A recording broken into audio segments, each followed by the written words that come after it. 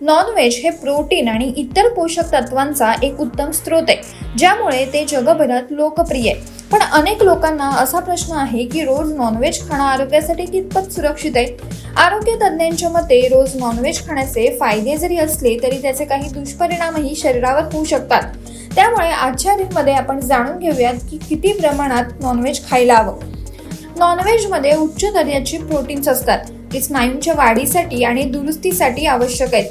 त्यामुळे जे लोक नियमित व्यायाम करतात त्यांच्यासाठी ते फायदेशीर ठरू शकतं. पण जर तुम्ही रोज जास्त प्रमाणात नॉनव्हेज खात असाल, विशेषतः तळलेले किंवा जास्त तेलात बनवलेले, तर शरीरातील चरबी आणि कोलेस्ट्रॉल वाढू शकतं, ज्याचा परिणाम हृदयावर होऊन हृदयविकाराचा धोका संभवतो. आजकाल बाजारात मिळणाऱ्या चिकनमध्ये वाढ जलद करण्यासाठी अँटीबायोटिक्स आणि हार्मोन्सचा वापर केला जातो. जर रोज अशा प्रकारचं नॉनव्हेज खाल्लं तर शरीरावर नक्कीच याचे दुष्परिणाम होऊ शकतात. नॉनव्हेज खाण्यासह ते कसं बनवलं जातं हे सुद्धा महत्त्वाचं आहे. तळलेल्या नॉनव्हेजपेक्षा भाजलेलं, उकडलेलं किंवा वाफवून खाणं अधिक फायदेशीर असतं. मग आठवड्यातून किती वेळा खावं हेही पाहूयात. आरोग्य तज्ज्ञांच्या मते नॉनव्हेज आठवड्यातून 2 किंवा 3 वेळा खाणं पुरेसं आहे. हे तुमच्या शरीराला आवश्यक प्रोटीन देतं आणि कोणत्याही संभाव्य धोक्यापासून तुम्हाला वाचवतं. तुमच्या संतुलित आहाराचा भाग नॉनव्हेजला नक्कीच बनवू शकता.